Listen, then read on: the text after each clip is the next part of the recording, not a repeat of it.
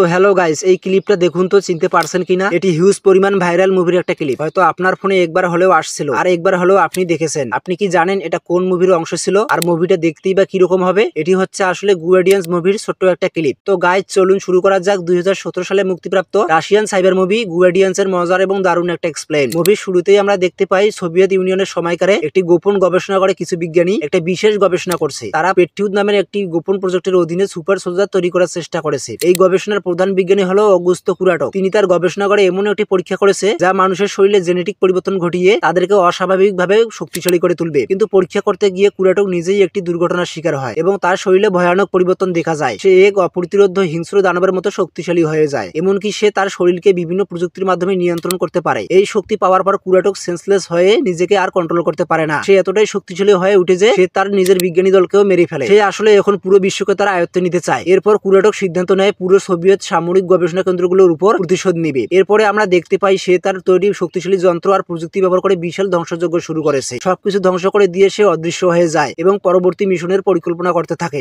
এরপর মুভির কাহিনী বর্তমানে চলে আসে। এখন রাশিয়ার সামরিক বাহিনী জানতে পারে যে কুরাটক জীবিত এবং আগের চেয়ে আরো বেশি শক্তিশালী হয়ে উঠেছে। সে আধুনিক প্রযুক্তি ব্যবহার করে বিশাল সৈন্যদল গঠন করেছে যেখানে তার রোবট সৈন্যরা কাজ করে। রাশিয়ার সামরিক বাহিনী দ্রুত পরিস্থিতি নিয়ন্ত্রণের চেষ্টা করে, কিন্তু তারা বুঝতে পারে যে কুরাটকের শক্তি খুবই বেশি হয়ে গেছে। সাধারণ সেনাবাহিনী দিয়ে তাকে থামানো সম্ভব না। এই সংকটময় পরিস্থিতিতে রাশিয়ার সামরিক বাহিনী পেট্রুট নামের এক বিশেষ সংস্থার একজন উচ্চপদস্থ কর্মকর্তা মেজর এলিনা রেলিনাকে দায়িত্ব দেয়। তাকে বলা হয় একমাত্র উপায় হলো সুপার হিরোদের খুঁজে বের করা যারা একসময় সোভিয়েত গবেষণাগারের পরীক্ষার অংশ ছিল এবং অস্বাভাবিক ক্ষমতা অর্জন করেছিল। এরপর এলিনা ওই চারজন বিশেষ ক্ষমতা সম্পন্ন ব্যক্তির খোঁজ শুরু করে।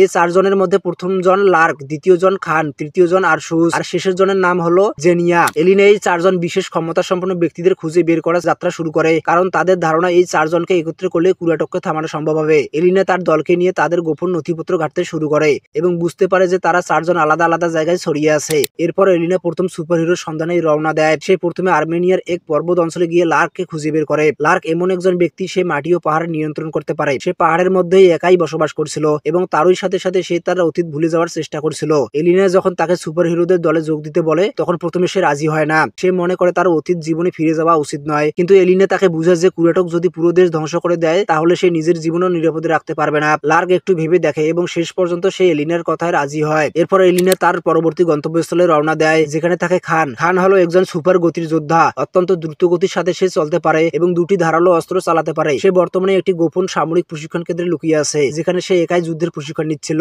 এলিনা যখন তার কাছে যায় তখন সে প্রথমে লড়াই করতে চায় না, কিন্তু এলিনা তাকে বলে কুরাটক যদি ক্ষমতায় আসে তাহলে এমন কেউ থাকবে না যে সত্যি করে যোদ্ধাদের মূল্য দিবে। এই কথা শুনে খান এলিনার দলে যোগ দিতে রাজি হয়। এলিনা এরপরে যায় সাইবেরিয়ার গভীর জঙ্গলের মধ্যে যেখানে থাকে আরশুস। আরশুস একজন বিশেষ ক্ষমতা সম্পন্ন ব্যক্তি। সে নিজের শরীরকে অর্ধেক মানুষ এবং অর্ধেক ভাল্লুক রূপে পরিবর্তন করতে পারে। সে বনের মধ্যে থাকতো এবং মানব সভ্যতা থেকে নিজেকে দূরে রাখতো। এলিনা তাকে বোঝানোর চেষ্টা করে এখনই সময় কুরাটকের বিরুদ্ধে লড়াই করার, না হলে তারা কেউ বাঁচতে পারবে না। আরশুস প্রথমে যাওয়ার জন্য রাজি হচ্ছিল না, কিন্তু শেষ পর্যন্ত এলিনার কথা রাজি হয়ে যায় এবং তার দলে যোগ দেয়। এলিনা তিনজন সুপার হিরোকে খুঁজে বের করে, লার্ক, খান এবং আরশুস। তারা প্রথমে দ্বিধাগ্রস্ত হলেও পরে রাজি হয়। কুরাটক দিন দিন ভয়ানক ও শক্তিশালী হয়ে ওঠে এবং তাকে হারানোর জন্য সুপার হিরোদের একত্রিত করা অত্যন্ত জরুরি হয়ে পড়ে। এখন এলিনার পরবর্তী লক্ষ্য হলো জেনিয়া নামের চতুর্থ সুপার হিরোকে খুঁজে বের করা। এলিনা এবং তার দল এবার জেনিয়াকে খুঁজতে যায়। তারা যে দেখে সে একটি পানির থিম পার্কে লুকিয়ে আছে। এলিনা যখন তার কাছে গিয়ে সুপার হিরো টিমে যোগ দিতে বলে তখন জেনিয়া প্রথমে রাজি হয় না। সে বলে সে এতদিন ধরে নিজের অতীত ভুলে থাকার চেষ্টা করেছে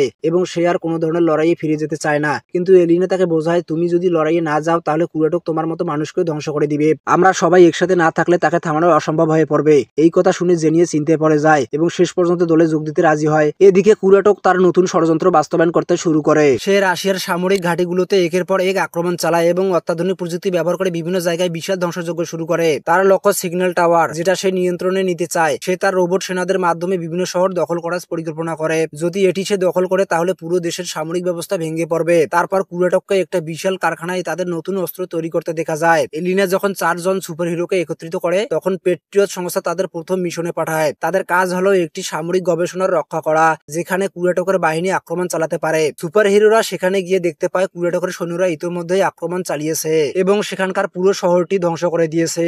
লার্ক তার মাটি ও পাথরের শক্তি ব্যবহার করে ধ্বংসস্তূপ সরিয়ে আহত সৈন্যদের সাহায্য করে। আহত সৈন্যরা তাদেরকে জানায় কিছুক্ষণ আগেই কুরেটকের বাহিনী হামলা করেছিল এবং এখনো এলাকাটি সম্পূর্ণ নিরাপদ নয়। ঠিক তখনই হঠাৎ চারদিকে বিস্ফোরণ শুরু হয়। কুরেটকের সাইবার সৈন্যরা চারদিক থেকে বেরিয়ে আসে এবং সুপার হিরোদের আক্রমণ করে। এখানে সাইবার বলতে বোঝানো হয়েছে রোবট সেনাদের। আচমকা আক্রমণে তারা বিব্রত হয়। তারপর লার্ক তার মাটি ও পাথরের শক্তি ব্যবহার করে প্রতিরক্ষার জন্য বিশাল পাথরের ঢাল তৈরি করে। খান তার তলোয়ার নিয়ে দ্রুত গতিতে দৌড়ে একের পর এক সাইবার সৈন্যদের ধ্বংস করতে থাকে। আর সুজ বিশাল মানুষ ও ভাল্লুক রূপ ধারণ করে এবং তার শক্তি দিয়ে শত্রুদের আছাড় মারতে থাকে।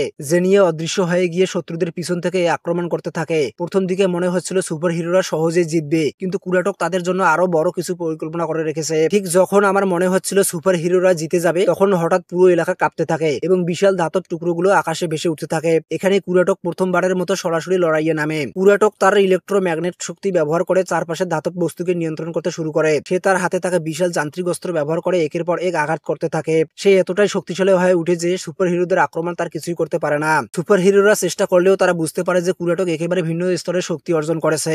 এই পর্যায়ে কুরাটক একে একে সুপার হিরোদের আঘাত করতে থাকে। লার্ক তার পাথরের শক্তি ব্যবহার করলেও কুরাটক এতটাই শক্তিশালী যে সে এক ধাক্কায় তাকে দূরে ছুড়ে দেয়। খান তার তলোয়ার দিয়ে তাকে আঘাত করার চেষ্টা করে, কিন্তু কুরাটক তার ইলেকট্রোম্যাগনেট শক্তি দিয়ে তলোয়ার গুলোকেই থামিয়ে দেয়। আর সুজ পুরোপুরি ভাল্লুক রূপ ধারণ করে কুরাটকের উপর ঝাঁপিয়ে পড়ে, কিন্তু কুরাটক তাকে আঘাত করে দূরে ছুড়ে মারে। ফলে সে গুরুতর আহত হয়। জেনিয়া অদৃশ্য হয়ে কুরাটককে ঘিরে ধরে, কিন্তু কুরাটক তার শক্তি দিয়ে যে কোনো ভাবে তার অবস্থান বুঝে ফেলে এবং একটি শক্তিশালী তরঙ্গ ছুড়ে দেয়, যা জেনিয়াকে দৃশ্যমান করে তোলে এবং আহত করে। এই মুহূর্তে সুপার হিরোরা বুঝতে পারে যে তারা কুরাটকের শক্তির সামনে দাঁড়াতে পারবে না। তারা একে অপরের দিকে তাকায় এবং সিদ্ধান্ত নেয় এই মুহূর্তে বেঁচে থাকা সবচেয়ে গুরুত্বপূর্ণ। এলিনা বুঝতে পারে যে এই মুহূর্তে সুপার হিরোদের পিছু হটতে হবে, না হলে তারা সবাই মারা পড়বে। সে দ্রুত একটি বিশেষ হেলিকপ্টার পাঠিয়ে দেয়। শেষ মুহূর্তে সুপার হিরোরা সেখান থেকে একে একে হেলিকপ্টারে উঠে পালিয়ে যায়, যাতে তারা সেখান থেকে নিরাপদ স্থানে যেতে পারে। কুরাটক তাদের দিকে তাকিয়ে দাঁড়িয়ে থাকে এবং হাসতে থাকে, কারণ সে জানে এই যুদ্ধ এখনো শেষ হয়নি। হেলিকপ্টারে বসে সুপার হিরোরা নিজেদের আঘাত আর পরাজয় নিয়ে দুশ্চিন্তা করতে থাকে। তারা প্রথমবারের মতো অনুভব করে যে তারা সত্যি কুরাটকের সামনে দুর্বল।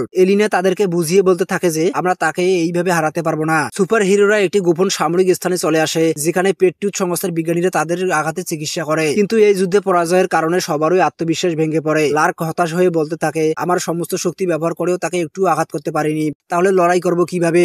খান একটু রাগ করে বলতে থাকে, আমি এত দ্রুতগামী, তারপরও সে আমাকে থামিয়ে দিল। আমি যদি তাকে স্পর্শই না করতে পারি, আমরা কিভাবে তাকে হারাবো? তো হে গাইস, এতটুকুই ছিল মুভির প্রথম পার্ট। ভিডিওটি যদি ভালো লেগে থাকে তাহলে এই মুভির দ্বিতীয় পার্ট দেখার জন্য ভিডিওটিতে লাইক করবেন এবং আমাদের চ্যানেলটি সাবস্ক্রাইব করবেন। ধন্যবাদ।